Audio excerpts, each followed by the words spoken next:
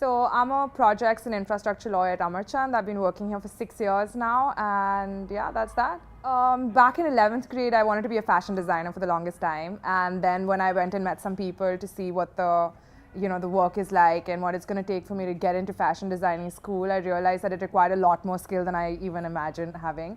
So then I met my granddad, and over coffee one day he told me how he did law, and it was really easy because it was all open book exams and you didn't have to study much, and it seemed right up my alley because I couldn't do math, science was not happening. So I thought, hey, law, why not give it a shot?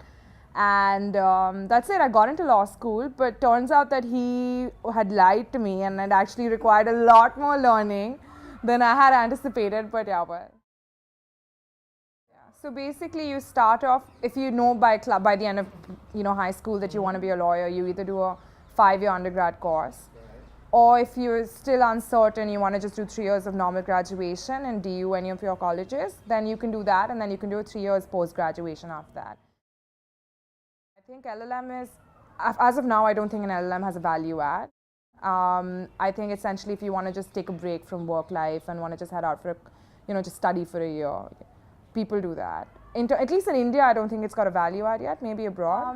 I think the most important thing about being a lawyer is that you need to absolutely love to read, because you're constantly reading, whether it's case laws, documents, contracts, everything. You're always reading in front of your computer. So unless you absolutely love to read, I think you cannot be doing this, for starters. You need to be extremely dedicated. You need to understand that, yeah, you're not a doctor, you're not playing with lives, but at some level, there is risk involved, there is responsibility, and you can't just overlook things, and you have to be diligent and conscientious. Surprisingly, I've had a really good time as a woman being a lawyer. My bosses have been great. I never had to really push myself.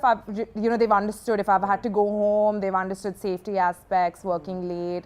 Law firms nowadays are very clued in on the women's safety issues. There are a lot of women lawyers nowadays, and I think it's great. It just gets boring and monotonous after a while, because you're just, like I said, you have to really love to read. And while I love to read books, reading law, case laws and stuff isn't something I can keep doing over and over again. So it gets boring, it gets monotonous, and the hours can be a pain.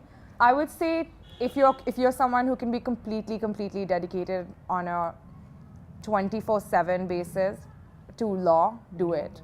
You need to know what you're getting yourself into. The hours are bad. There are going to be no excuses. Your boss is going to be an asshole, and he's going to tell you tomorrow that I don't care if you haven't slept 2 nights, you're going to have to do another third all-nighter, and you can't say no.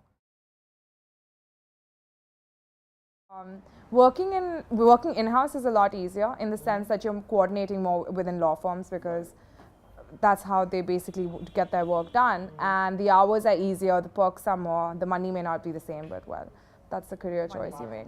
Pretty much, that's literally all we've got going on for us. That's what we get paid a decent salary at the end of the month.